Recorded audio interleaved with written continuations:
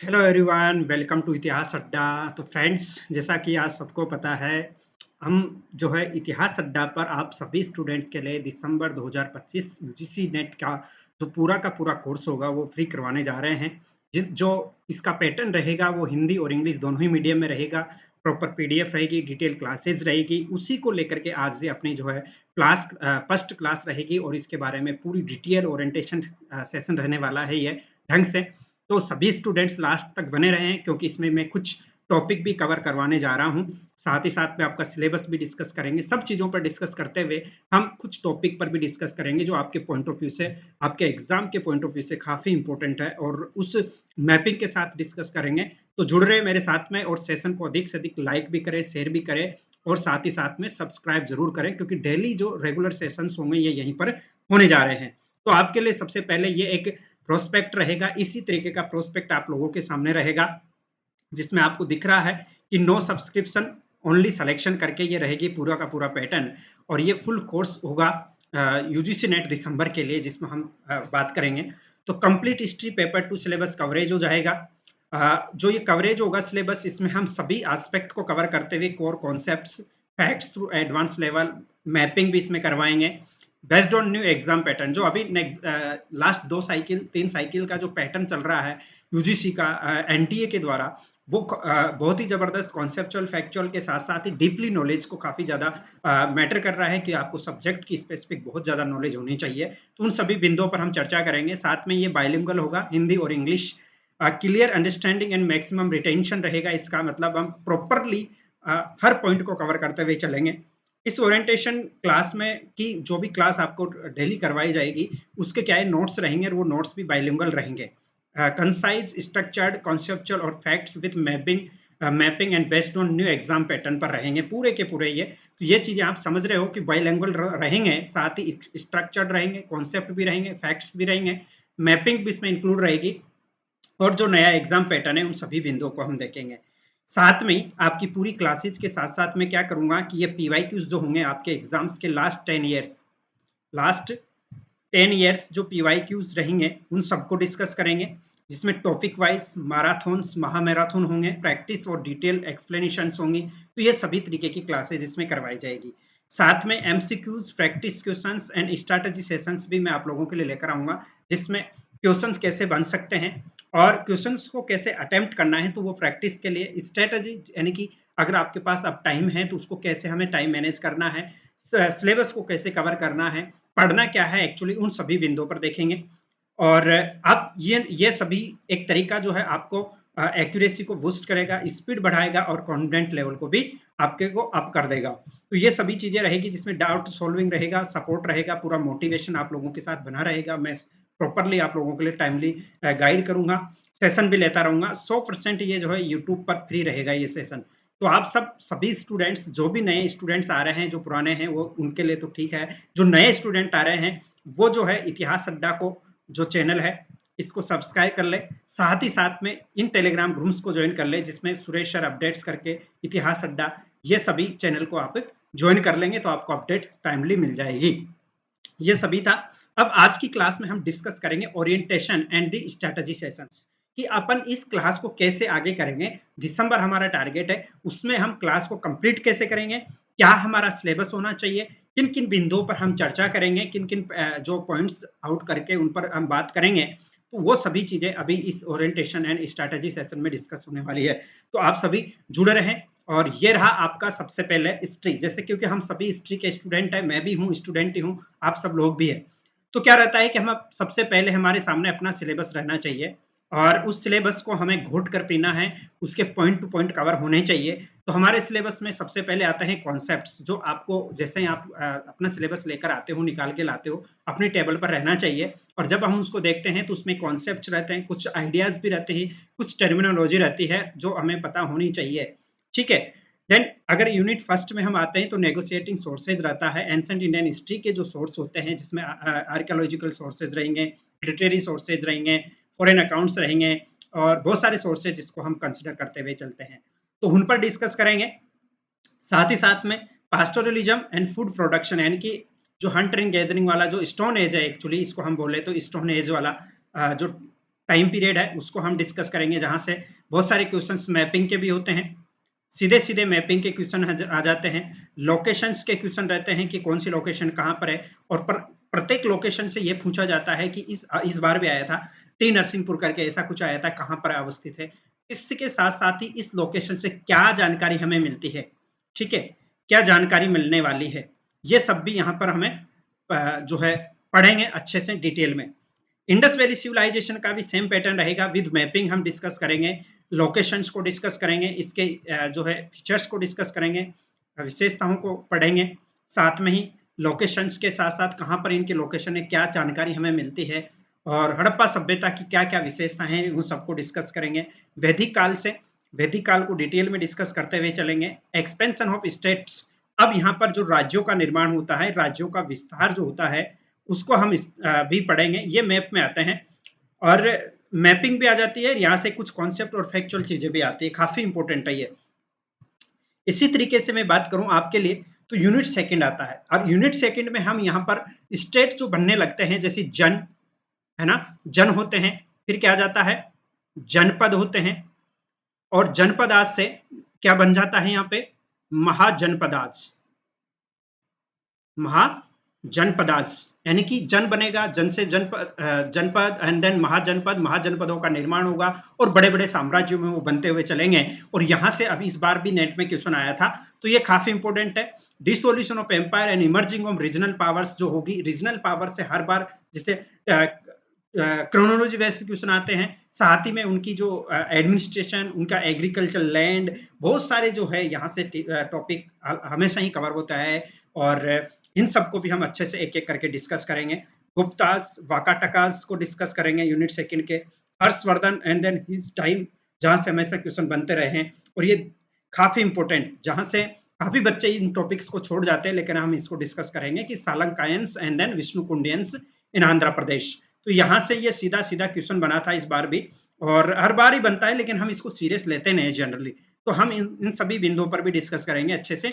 ऐसा टॉपिक चुन चुन के करेंगे जो एनटीए यानी कि आपके एग्जाम के पॉइंट ऑफ व्यू से काफी इंपॉर्टेंट है। मैं इतना चैलेंज के साथ बोल सकता हूं कि हम जिस भी टॉपिक को डिस्कस करेंगे ना, वो टॉपिक 100% संभावना है कि आपके एग्जाम में आएगा। वो इसलिए आएगा क्योंकि हम पिछले 10 साल के पीवाई क्विज को आधार मानेंगे, हम इनके ट्रेंड को समझेंगे कि कैसा ट्रेंड रहा है, उसके आधार पर हम डिस्कस करेंगे, ठीक है। तो अब देखते हैं यूनिट थर्ड, इसमें अगर हम बात करें तो यूनिट थर्ड में क्या है, इमरजेंस और रीजनल किंगडम्स। अब आप लोग ये सोच रहे होंगे बहुत सारे कि सर आप तो सिलेबस डिस्कस कर रहे हैं, भाई सिलेबस को हमें डिस्कस करना पड़ेगा, अगर सिलेबस को हमने डिस्कस नहीं किया तो फिर हम पढ़ेंगे क्या, क्योंकि हमारे सामने एक उसका सिलेबस तो रहना चाहिए ना, कि आपके सिलेबस में क्या है, किन चीजों को हम पढ़ेंगे। तो सिलेबस भी अभी डिस्कस करेंगे, साथ ही साथ में हम डिस्कस करेंगे आपका एक विशेष टॉपिक जो मैपिंग के प्रॉपरली मैपिंग पर आधारित होगा, ठीक है। तो अभी सिलेबस को समझेंगे, और वो सिलेबस के बाद उनकी क्या इंपॉर्टेंस है उन पर भी डिस्कस करेंगे। तो जैसे इमर्जिंग रीजनल पावर्स हमने देख ली, साथ में किंगडम्स ऑफ साउथ इंडिया को देखेंगे। साउथ इंडिया के किंगडम्स की मैं बात करूं तो जैसे हम सभी जानते हैं चेर चोर पांड्यास करके, और भी सारे संगम एराज है, और ईस्टर्न इंडियन जो किंगडम्स थे, इधर वाले इंडियन किंगडम्स इनको देखेंगे, सॉरी इधर वेस्टर्न वाले इधर आ जाते हैं, एंड देन नॉर्दर्न इंडिया में क्या कौन कौन से किंगडम्स नए डेवलप हुए थे, उन सबको भी डिस्कस करेंगे। फिर आ जाता है criticise of early medieval India, और ये इस बाहर वाला जो जून का एग्जाम हुआ था ना, वहां भाई बच्चे ना यहाँ पे गच्चे खा गए थे, बच्चे यहाँ पर गच्चे खा गए थे, कैसे खा गए थे उनको पता ही नहीं था कि यार क्वेश्चन कहाँ से आ रहे हैं, कहाँ से पूछे जा रहे हैं, मतलब बहुत ही जबरदस्त पैटर्न था। तो ये टॉपिक आपके लिए काफी इंपॉर्टेंट होने जा रहा है। इसमें एग्रीकल्चर के रूप से भी, इकोनॉमिक रूप से भी, एडमिनिस्ट्रेटिव रूप से, पॉलिटिकली रूप से, सभी तरीके से ये काफी ज्यादा इंपॉर्टेंट होने वाला है। ट्रेड एंड अर्बनाइजेशन ये काफी इंपॉर्टेंट है। ग्रोथ और Brahmanical religions, society, education institutions जो आपके पेपर 1 में भी काफी इंपॉर्टेंट है। Debates of formation of early medieval India और अरबिक कॉन्ट्रैक्ट्स, ये सभी जो है बहुत ज्यादा इंपॉर्टेंट होने वाले हैं। कॉन्सेप्ट के साथ पढ़ेंगे, फैक्ट के साथ पढ़ेंगे, विद पीडीएफ पढ़ेंगे, ऐसा नहीं है, मैपिंग के साथ पढ़ेंगे बहुत शानदार तरीके से, ठीक है।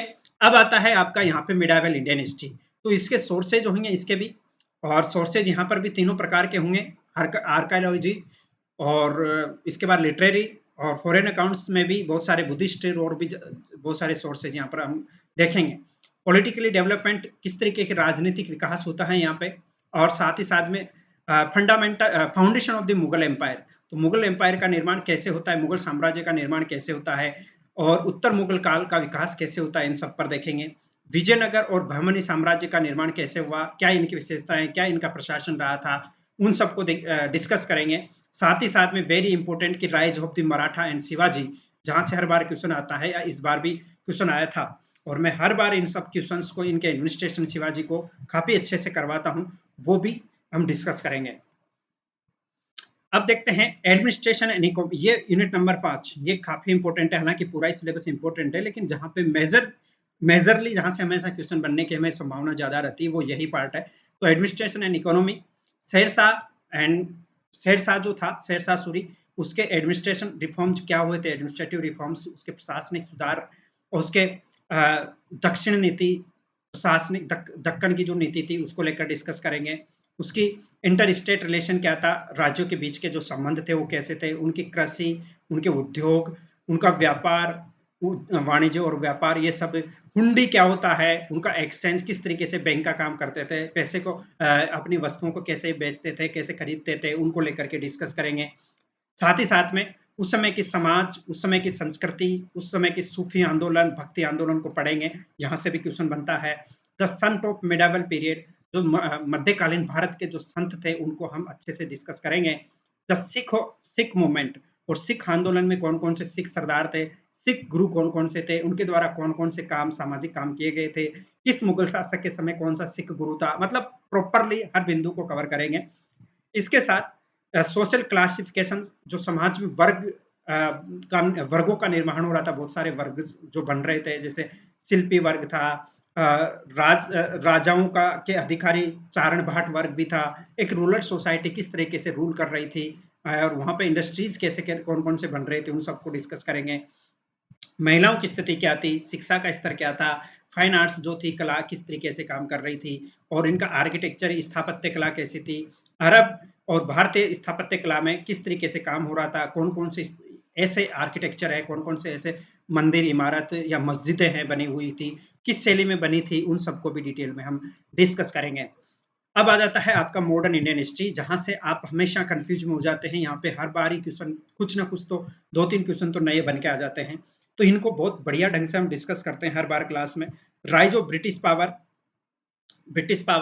एस्टेब्लिशमेंट और of establishment and expansion, British relation and India states, फिर आ जाता है revolts of 1857, administration of company and crown, company और क्राउन का प्रशासन आ जाता है, 1857 की क्रांति आ जाएगी, और ब्रिटिश रोचता आ जाती है, उनका स्थानीय प्रशासन आ जाएगा, उनके कॉन्स्टिट्यूशन चेंजेस, जो संविधान में जो बदलाव होते हैं 1909 से लेकर के 1935 तक के, इनके हर बिंदु को, हर पॉइंट को, और किस तरीके से निर्माण हुआ था, उन सभी बिंदुओं को भी हम चर्चा करेंगे, डिटेल में डिस्कस करते हुए चलेंगे। ये आपका सिलेबस है पूरा का पूरा। फिर आ जाता है कॉलोनियल इकोनॉमी, यानी उपनिवेश के रूप में हम लोग कॉलोनी जब बन जाते हैं तो उस समय हमारी अर्थव्यवस्था का निर्माण कैसे हो रहा था, क्या निर्माण हो रहा था या भारत को केवल यहाँ से धन का निष्कासन हो रहा था। Expansion and commercialisation of agri, मतलब एग्रीकल्चर का कॉमर्शलाइज व्यापार कैसे होता है, इसको डिक्रीज कैसे किया जाता है, इसका नुकसान कैसे पहुंचाया जाता है। डिक्लाइन इंडस्ट्रीज, यानी कि डिक्लाइन ऑफ इंडस्ट्रीज, उद्योगों का पतन कैसे हुआ, जैसे हथकरघा उद्योग थे, हैंडीक्राफ्ट और भी साथ, और फेमाइंस, फेमाइंस है ये, अकाल, भारत में जो अकाल पड़े थे ब्रिटिश काल में, उनको लेकर के चर्चा करेंगे हम।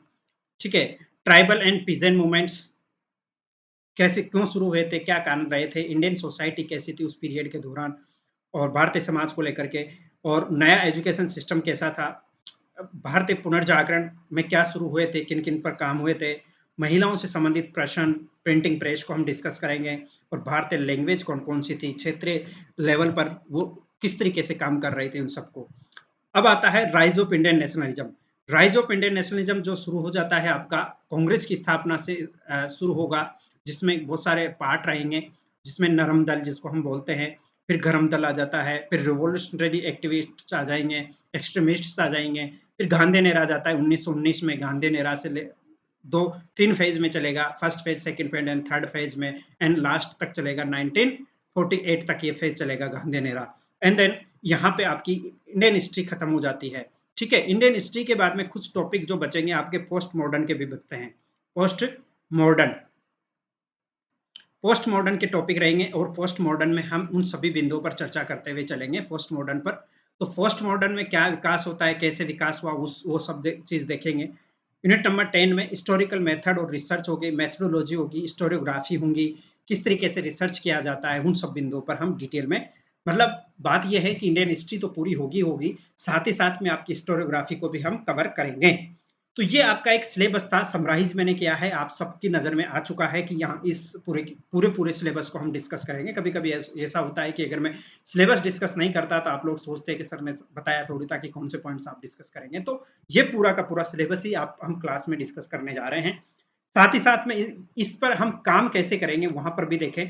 तो देखो, सबसे पहले हमारी जो क्लास होगी, उस क्लास का ये पैटर्न रहने वाला है, जो आपको दिख रहा है।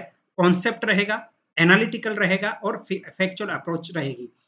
सपोज कि इस बार जो क्वेश्चंस का जो पैटर्न था ना, वो क्या क्वेश्चन था? क्वेश्चन जो था ना, मल्टीपल एक तरीके से मल्टीपल स्टेटमेंट थे। मल्टीपल स्टेटमेंट यानी कि बहुत सारे कथन थे क्वेश्चन में, लगभग 5 कथन आ जाते हैं। ठीक है। उस आधार पर, और ये कथन की एक और विशेषता थी कि ये एक कथन तो किसी एक साम्राज्य से या किसी एक बिंदु से ले लिया, किसी एक टॉपिक से ले लिया, तो दूसरा किसी दूसरे से ले लिया, तीसरा किसी दूसरे से ले लिया, चौथा किसी दूसरे से ले लिया और पांचवा किसी दूसरे से ले लिया।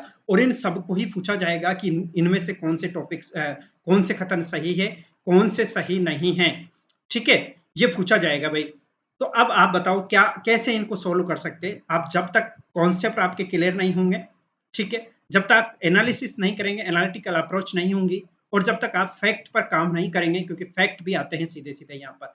तो ये इसी तरीके की अपनी क्लास होगी। ये सभी चीजों को जो मैंने फ्रेम किया है, ये नए पैटर्न के अकॉर्डिंग फ्रेम किया है कि हमारी क्लास का पैटर्न ये रहने जा रहा है। मैच दी फॉलोइंग रहेंगे क्वेश्चन, जैसे मान लो मल्टीपल स्टेटमेंट का क्वेश्चन हो गया।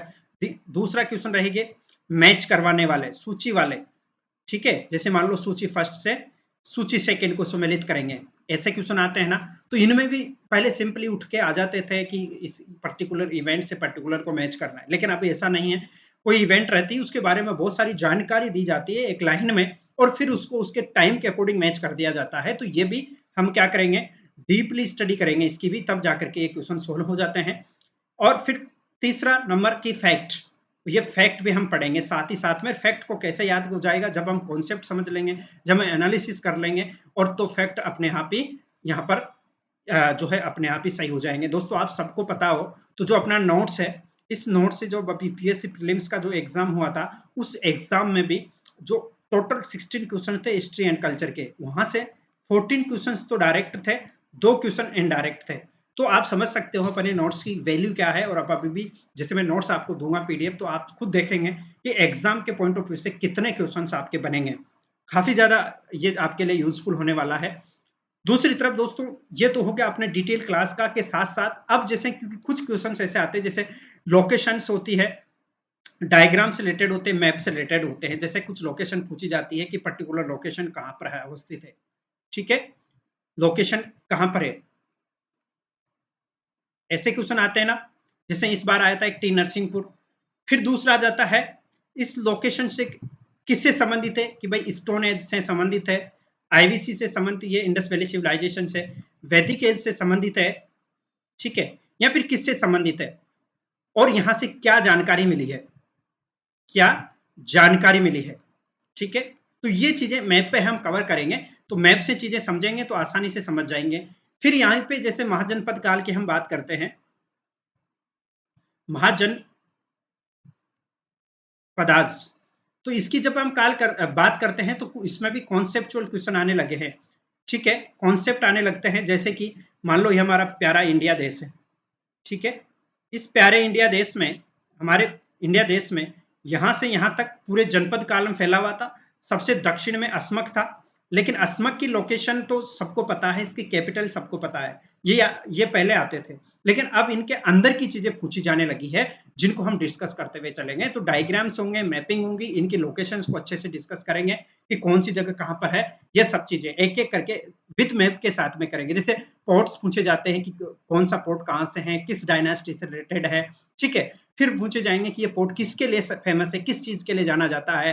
तो ये क्वेश्चन जब आते हैं तो ये हमेशा ही काफी इंपॉर्टेंट रहते हैं। ये दूसरा ये रहेगा यूनिट वाइज और टॉपिक वाइज टेस्ट हो जाता है आपका।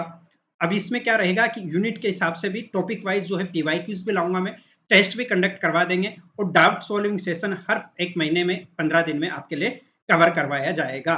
तो इसमें क्या होगा, मॉक टेस्ट हो जाएगा आपका, ठीक है, प्लस पीवाई क्यूज हो जाएगा।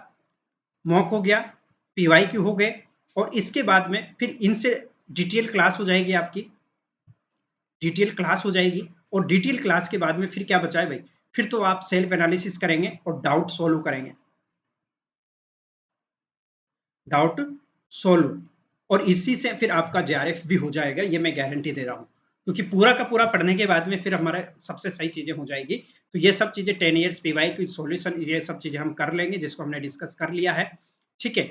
अब देखते हैं नोट्स भी बना सकते हो आप, जैसे जो क्लास रहेगी अपने नोट्स मेकिंग कराएंगे कि कहाँ से क्वेश्चन बनते हैं, मैं वही मैप पे बनाते हैं, शॉर्ट नोट्स भी बनाएंगे जो लास्ट में रिवीजन के लिए काफी इंपॉर्टेंट रहते हैं। ये कि रिविजन्स जब हम करते हैं तो ये शॉर्ट नोट्स काफी ज्यादा हेल्पफुल अपने लिए होते हैं, तो ये शॉर्ट नोट्स भी आप बना सकते हो, ठीक है। तो ये एक तरीके से अपना जो पूरा का पूरा हमने अभी तक क्लास में अपना टाइम टेबल डिस्कस कर लिया है कि किस तरीके से हम सिलेबस को कवर करेंगे, वो मैंने बता दिया। फिर सिलेबस आपको बताया कि ये सिलेबस है और सिलेबस में ये चीजें शामिल है। उसके साथ साथ इस सिलेबस में से हम जो निचोड़ निकाल के रखेंगे अपनी क्लास का, जो ज्यादा इंपॉर्टेंट सेशन होने वाला है, वो इन 4-5 बिंदुओं पर होगा। इन पांचों पॉइंट्स पर हम काम करते हुए चलेंगे, और उन पांचों पॉइंट्स में से आज फिर से मैं इसके थोड़ा सा झलक देता हूं आपको, क्योंकि क्लास को रेगुलरली हम आज से ही क्लास शुरू हो गई है, वैसे तो रेगुलर क्लास हो जाएगी अपनी, और ठीक 5 बजे क्लास होगी। अभी का टाइम तो यही रहेगा, आगे की भी हम टाइम टू टाइम चीजें बताते जाएंगे। तो अब आते हैं अपना मोस्ट इंपोर्टेंट आज की क्लास का पहला पार्ट, ठीक है। और पहला पार्ट है एंसेंट इंडियन हिस्ट्री पोर्ट्स, प्राचीन भारतीय इतिहास के काफी ज्यादा महत्वपूर्ण पोर्ट्स है, और ये पोर्ट्स सीधे सीधे पूछे जाते हैं। इनकी क्या पूछी जाती है, इनकी लोकेशन पूछी जाती है, इनकी क्या पूछी जाती है, इनकी लोकेशन पूछी जाती है। लोकेशन में कि कहां पर कौन सा अवस्थित है, और इसके बाद में इनकी साम्राज्य से संबंधित पूछ ले जाते हैं कि ये किस साम्राज्य से संबंधित है, ठीक है। पूछा जाएगा कि किस साम्राज्य संबंधित है, यहां से क्या जानकारी मिली है, जानकारी क्या जानकारी मिलेगी वो पूछी जाएगी, ठीक है। किस साम्राज्य से संबंधित है, कहाँ है, जैसे कि मान लो गुप्त काल से संबंधित है, गुप्त काल, या फिर इसके बाद में मौर्य काल, ठीक है। इनका व्यापार कहाँ कहाँ था, व्यापार कहाँ कहाँ फैला हुआ था, उन सभी तरीके के क्वेश्चन यहां से बनते हैं। किन चीजों का व्यापार होता था, ये क्वेश्चंस के टाइप है जो पूछे जाते हैं इनसे। किन वस्तुओं का व्यापार होता था, ठीक है, यहां से इन पोर्ट से, और इन पोर्ट की जानकारी आपको कहां से मिली है। तो ये सभी बिंदु है। पहली बात आप लोगों के लिए देखो, ये इंडिया का मैप है। अब इंडिया का मैप की अगर हम बात करें तो ये तो पर्टिकुलर क्वेश्चन बने हैं अब तक जो है। फिर दूसरी इंपॉर्टेंट चीज है कि जैसे एक बुक आ जाती है, पेरिपल्स ऑफ द इरिथ्रियन सी, उसका नाम है, एक बुक जो इस बार भी एग्जाम में आई थी, यूपीएससी प्रीलिम्स में भी आती और अपने इस एग्जाम में भी आई थी। तो उसका नाम है पेरिपल्स ऑफ द इरिथ्रियन सी, ठीक है, अंग्रेजी नाम है, और किसी ग्रीक यानी यूनानी नाविक के द्वारा ये लिखी गई थी, काफी इंपोर्टेंट है। इस किताब से इस किताब से भारत के लगभग 26 बंदरगाहों की जानकारी मिलती है, और ये यहां से लेकर के जैसे लोथल से लेकर के बेरीगाचा, बरगुखच, ठीक है, भड़ोच, भगत राव, सोपारा, मुजिरिस, कोरकाई, पुहार, अरिकामेडू, महाबलीपुरम, महामल्लपुर वाला, मछलीपट्टनम, मुसलीपट्टनम और ताम्रलिप्ति, ये सभी जो बंदरगाह है इनकी जानकारी इस पेरिपल्स ऑफ द इरिथ्रियन सी नामक किताब से हमें मिलती है। ये एक मैप है जिससे बेसिक बेसिक चीजें हम समझेंगे, ठीक है। तो देखो, ये भड़ोच और बरगुखच बंदरगाह है, ये कहां पर पड़ रहा है, ये गुजरात में पड़ रहा है। इससे जो है रोमन्स के साथ हमारा व्यापार था, मध्य एशियाई कंट्रीज जो थी उनके साथ में हमारा व्यापार होता था, ठीक है। साथ में इंडस वैली सिविलाइजेशन के दौरान लोथल काफी महत्वपूर्ण बंदरगाह था, और एंसेंट हिस्ट्री में भगत राव भी काफी महत्वपूर्ण था, मध्य एशिया और यूरोप के साथ व्यापार का महत्वपूर्ण केंद्र था। ये शोपारा भी काफी ज्यादा महत्वपूर्ण केंद्र था। मुजरिस जो है ये चेर चोल पांड्या जो चेर चेर डायनेस्टी हुआ करती थी उनका एक महत्वपूर्ण पोर्ट था, जहां से काली मिर्च और मोतियों का व्यापार होता था। काली मिर्च का और मोती जो होते थे उनका व्यापार होता था मुजरिस से। कोर कोई जो है ये दक्षिण का है, और यहाँ पे एक डायनेस्टी हुआ करती थी, चेर, चोल और पांड्या, ठीक है। तो पांड्यन डायनेस्टी हुआ करती थी, यहाँ पे चोल डायनेस्टी थी, और ये पांड्यन डायनेस्टी का महत्वपूर्ण केंद्र था। और इसी तरीके से इन चोलों का जो महत्वपूर्ण केंद्र था वो पुहार था, कावेरीपट्टनम, ठीक है। और इन्हीं में एक अरिकामेडु आ जाता है, मुसलीपट्टनम आ जाता है, और इसी तरीके से ताम्रलिप्ति बंदरगाह भी गुप्त काल और मौर्य काल का एक महत्वपूर्ण बंदरगाह माना जाता है, बंगाल के में ये अवस्थित था। और इस बंदरगाह से दक्षिण एशिया, ठीक है, दक्षिण एशिया के साथ में दक्षिण पूर्वी एशिया, जिसमें जावा, सुमात्रा, ठीक है, इसके साथ साथ ही इंडोनेशिया के साथ व्यापार बहुत बड़े लेवल पर होता था। तो ये एक व्यापारिक चीजें हैं जिनसे हमें समझेंगे इन पोर्ट से कि किनके साथ कैसे व्यापार होता था, उन सबको हम एक एक करके समझ लेंगे। तो सबसे पहले आते हैं हम इन पोर्ट्स की लोकेशन के लिए। एक बार थोड़ा सा बेसिक चीज को समझ लेते हैं कि जैसे कि ये हमारा प्यारा भारत इंडिया है, आपको मैप बनाना आना चाहिए, ठीक। ये प्यारा भारत इंडिया है। अब यहां से हम बात कर रहे हैं, बहुत सारे मैप है, तो जैसे कि ये मैप्स की इंपॉर्टेंस मैं आपको बता देता हूं। ये कौन सा क्षेत्र था, ये, ठीक है, यही था। और यहां पर थे चेर, जिनको सत्ययुत केरल पुत भी कहते हैं। क्या कहते हैं? केरल पुत। फिर ये आ जाते हैं चोल, और ये आ जाते हैं पांडे। एंसेंट हिस्ट्री की मैं बात कर रहा हूं, तो एंसेंट हिस्ट्री में चेरों के बंदरगाह, चोलों के बंदरगाह और पांड्यों के बंदरगाह, जहां से व्यापार होता था, तो सीधे ये क्वेश्चन पूछा जाता है पहला।